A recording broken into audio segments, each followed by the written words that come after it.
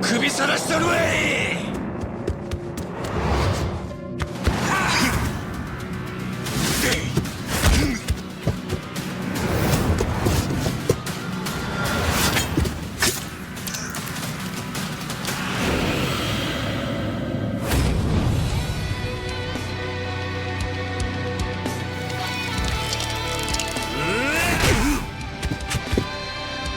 At number 7 of our ranking, we have Shishido, a Yakuza through and through. Everything about Aizawa, but better. He's someone whose presence was made well known at the start of the game, because who isn't going to notice some guy wearing a Hanya mask? Seriously though, in his first scene, you get to see this intimidating figure of a Yakuza who clearly is him, considering he hit up a shadow government meeting with trucks worth of men, himself included. They show really well that this guy means business since the first time we see him. Shishido is killing a guy with just a bat and knocking out Hanawa with another swing.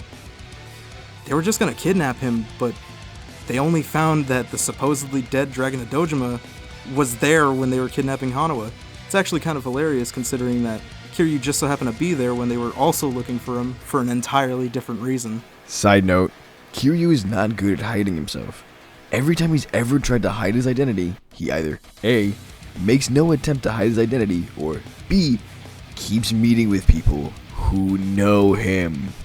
In this instance, it was just happenstance, but like, Kiryu, you should really try doing better than a pair of shades. Shishido's first fight is an attempt to take Kiryu, then retrieve Tsuruno.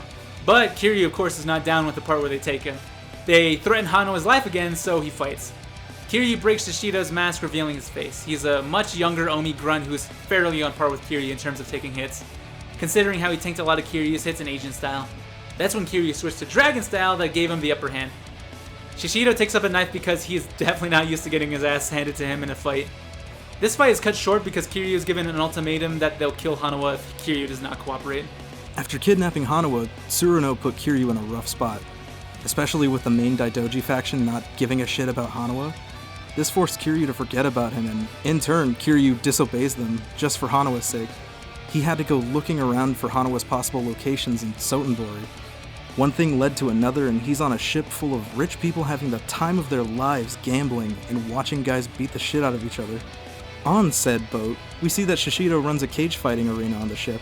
He makes Kiryu go on a gauntlet for info, and he even beats his own doppelganger. After winning, he learns that Shishido was a fighter for his entire life before he was sworn into the Omi. But Kiryu's really confused because that had nothing to do with the info that he asked for. Shishido is shown off to be a pretty shady Yakuza up until Kiryu is allowed to follow through with the dissolution plan, and you see this different side of Shishido, who seems like a chill guy despite what he does for a living.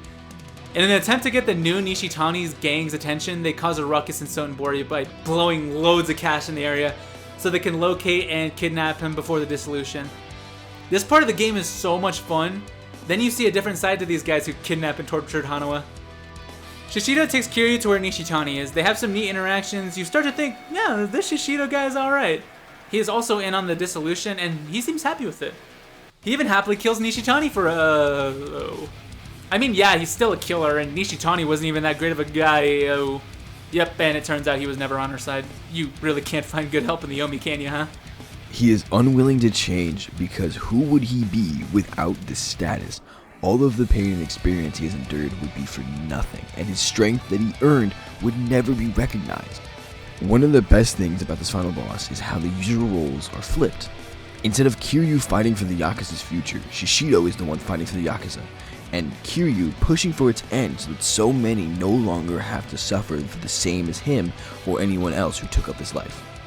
Shishido is revealed to be working with Nishitani, and he faked his death. Cool. No, that's cool. Whatever. Yeah, that's fine. And now they have the proof to unveil the dissolution and ruin the whole plan, since the Omi will just scatter and start their own group again. Kiryu manages to snuff out this attempt with Watase and Tsuruno's assistance. Shishido is given the Constance treatment, and Nishitani just gets hit by a limo. Oh yeah, Watase got stabbed, which was lore added from Gaiden, which makes the scene so much more hysterical, because now you can rewatch this scene in 7, but it's honestly more like this.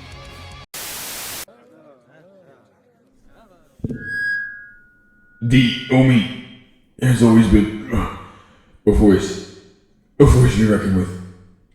As Yakuza, We are one of the biggest organizations in Japan. However, we're not gonna be pawns for the government shit. For 100 years, we've lost many men.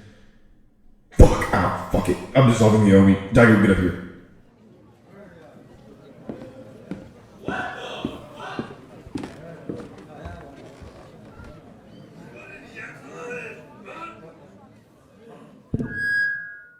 The Tojo is also dissolving. Bye. After the long battle with the Yomi that we just talked about in the last entry of our countdown, Shishido is outside ready for round 3. The Yomi guys lose the battle, and Shishido, after witnessing that ass kicking, still won't take no for an answer. And Kiryu takes up the task of putting down a stubborn Yakuza. Shishido's fight is so fucking cool because Shishido was an entirely different kind of man during this fight. He let Majima stab him through the hand and was able to push both Majima and Saitama back with the biggest adrenaline rush. He was pissed. His feats didn't stop here because despite Kiryu's overwhelming strength, Shishido pushed through it like a champ. Shishido got freight trained through a wall, slammed Kiryu around the Omi halls, and even threw Kiryu upwards at a balcony. This is especially surprising since before this fight, he got his ass handed to him twice. Why the fuck did I say it like that? I'm fucking done for the night. What the fuck was that? Despite how cool this fight is and looks, a lot of these fight transitions should have been QTEs instead of just transitions. His strength and willpower truly did match Kiryu in this moment, but in the end, Kiryu put out the remaining flames that were the Omi. While Shishido never dominated in this fight, he put up a better fight than the last couple of guys that were on this list, and was arguably one of his most toughest bouts.